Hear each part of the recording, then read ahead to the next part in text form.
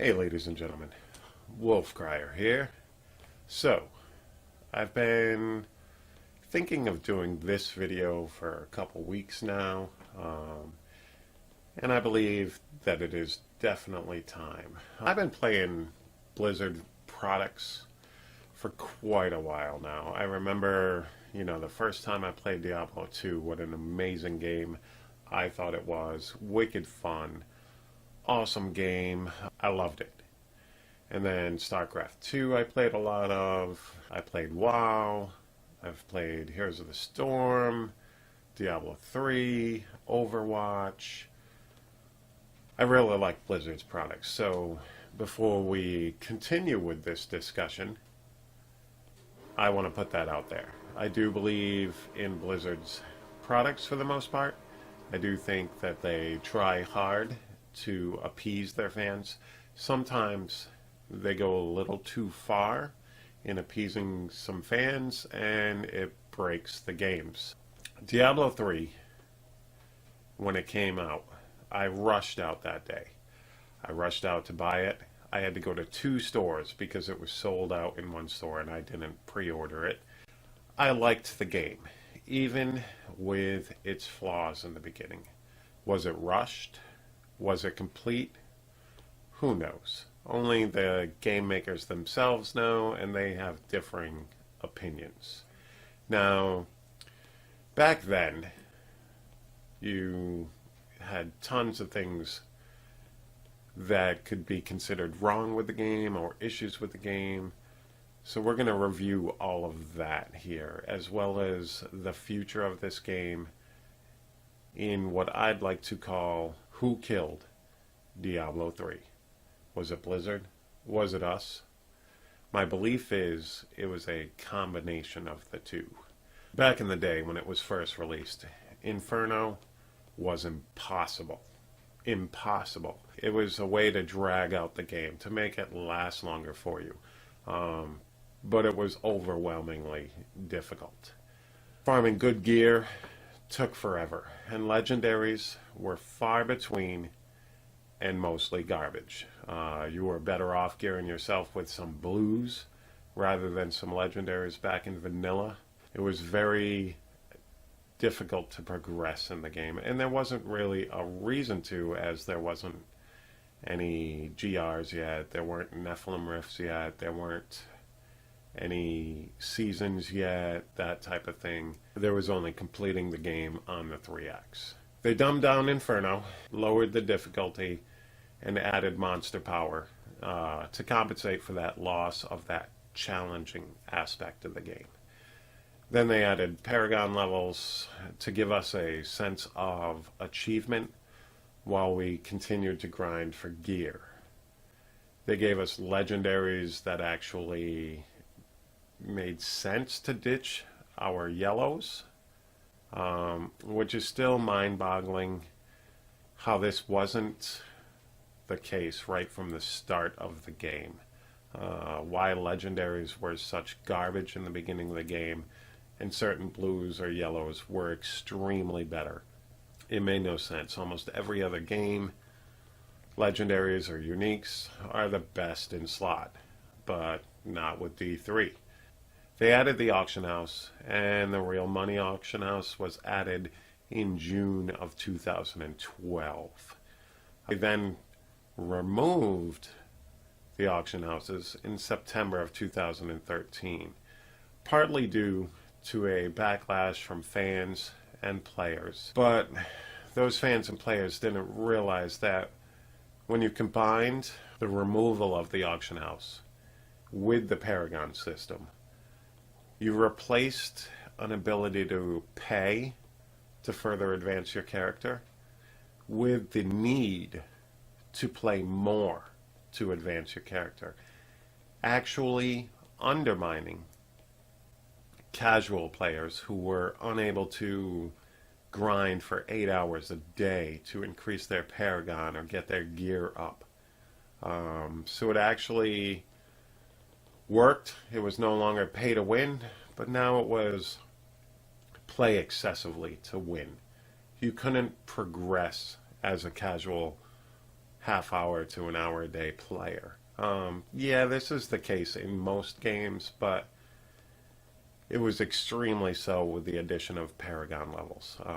Paragon levels both fixed the game and ruined the game for those who can't play a lot. I'm sure some of you will agree with me, some might disagree with me, but in my opinion, that is a fact. Paragon levels both fixed and helped destroy this game. Then they gave us one of the multiple expansions they promised us. In my opinion, we've already received parts of a scrapped expansion with the new maps and monsters that were released over the last few months. So I would not expect another expansion for Diablo 3 because we've already seen parts of one and it didn't move forward. So Reaper of Souls itself seemed to follow Diablo 3's hurry up and get this out mentality. I found it laggy as hell, pun intended, and even since upgrading my PC, I can't stand when I get Act 5 maps in GRs, in Nephilim Rifts, and even in pub bounties. I try to avoid the bounties in Act 5 until it's absolutely necessary that I go there and help complete them when they're the last ones to do. I hate Act 5. I hate Reaper of Souls. I mean, it definitely added to the game, but I'm not a fan of the maps. They're long. They're boring for the most part. The GRs are absolute garbage when you get an Act 5 map. They gave us adventure mode, allowing us more freedom to play the game how we wanted. Then came seasons, Nephilim Rifts, GRs, and the need to key farm, which was amazing because it gave us another reason to grind, to play, a need to get keys in order to do GRs, which was okay in the beginning, but then as the seasons progressed, it became more of a tedious activity instead of playing the game for fun. Oh, now I got a key farm for 2 hours in order to push again. Then came the more recent seasons. The 3 support meta with Twister Wiz and Witch Doctor support, Monk support, and Barb support. Sometimes you could get a DH support and a Crusader support. So all classes were involved, even though it was the same setup for 2 consecutive seasons. Season 5, Season 6, you were Twister Wiz, 3 supports. That's the end of the story. That's the only way you're going to break the top of the leaderboards. There is no other way. Throughout this game's history, at different times, all classes enjoyed a time in the spotlight. Yeah, maybe Crusaders never made it into the DPS for group play that much, but they've always excelled at solo pushing due to their Thorns builds, etc., stuff like that. But now we had 2 consecutive seasons of the same old meta. Then came this season, Season 7. We complained, and Blizz made an effort to fix it. They nerfed Twister Wizard. Rather, they enabled a nerf that they put in place at the beginning of Season 6, but it was never turned on. But at the same time, they nerfed support classes. So support classes were nerfed. Mainly the Witch Doctor suffered the most because monks are still able to heal, barbs are still able to pull, and they still offer, you know, resistances and that type of stuff. They still bring a value to the group. Witch Doctors as a support no longer bring any value. Even Wizards to a little bit, they bring something to a group. DHs, not so much anymore. Crusaders, not so much anymore. But before these changes were put into place, they were already working on Season 7. So they buffed certain builds. They buffed Witch Doctors a bit, and they buffed the R6, the Raiment Spirit Generator build. This build was already powerful when run with the Innis set, which gave it a 500% damage bonus. to its generators. This was a viable build in Season 6 and Season 5. It was easily capable of breaking the 90s. Now with the R6 buff, it was now 1250% damage bonus to your generators. All you got to do now is dashing strike every now and then, every 6 seconds. So they more than doubled the damage bonus to this set. Yes, it's a squishy build, but it is OP, and it's easily going to break the 102 barrier, 103 barrier as a solo pusher. I do see that happening this season. They nerfed LTK after buffing it when R6 was still stronger than LTK at its highest point, in my opinion. Now, Season 7 saw some great things too. It saw new torment levels and a return to more than 1 DPS in the group setup, which is awesome. But now the group play meta is even more exclusive than it was in Season 5, 6, and beforehand. There are at least 2 monks, most of the time 3, in all of the top 4-man groups, due to the massively OP R6 Spirit Generator build. It's insane.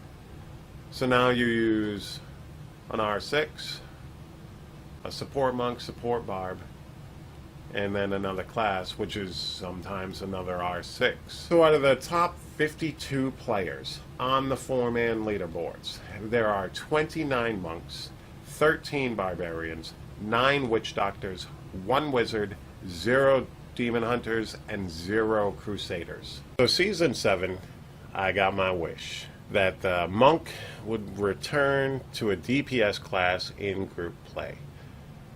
And this seems to have become a nail in the coffin of a game that was already just holding on because of people like me and some of you who hold on to the idea that Diablo 3 can be saved after almost 5 years. Now, I still love Diablo, but maybe what I love more is the concept that Diablo 3 could have taken and solved some of Diablo 2's problems and advanced Diablo 2, which it did in some ways.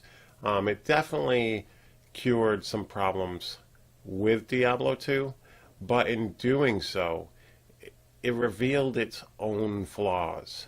And when we, as fans and players, complained to Blizz about this, in their attempts to fix it, they just revealed or created more flaws in the game. So in my opinion, I do not believe that there is going to be an expansion for Diablo 3. I believe that the scrapped expansion, we've already seen it. I believe that Blizzard doesn't really have a reason to keep pushing this game as far as creating new content for this game on a regular basis. I believe it has gone into maintenance mode. There is no esports application for this game. There is no item mall. There is no real money auction house. There is no way for Diablo to keep making money off of this game. So therefore, why create massive amounts of content for it when they can just maintain and release little chunks here and there to keep its player base happy like they do with Diablo 2. So let's all hope for the rumored Diablo 4 / new Diablo game to be revealed at BlizzCon. Let's hope for that, because I do not see an expansion coming. I do not see any more major additions to this game. I see some tweaks here and there, maybe a map or two, a couple monsters, that type of thing. But for the most part, I do believe this is definitely a maintenance mode game. I do not see any new content coming for it in massive quantities like an expansion, etc. So let's hope for BlizzCon to reveal a Diablo 4 or a Diablo-esque new game, because that is all we can hope for at this point. Now, I will be playing Diablo 3 because I still like the game. I will still be doing my videos, my solo monk leaderboard recaps, my group leaderboard recaps, my gameplay videos, my build guides, all that type of stuff, because I will still be playing this. Probably not to the extent that I was playing in seasons 5 and 6, but I will still bring you guys information as much as I can, and I will still be playing the game because I do enjoy it. I just always wish for more, and after almost 5 years, I do think that my wishes are not going to come true with this game. Now, maybe they can surprise me, but I really doubt it. But thank you guys very much for checking out this video. Make sure you hit that like button. Make sure you hit that subscribe button. And in the comments below, leave your thoughts on both this video and what you think is going to be the future of the Diablo franchise, as well as your thoughts on any of the items that I brought up during this video. Thank you guys very much. You guys have a wonderful day. Peace.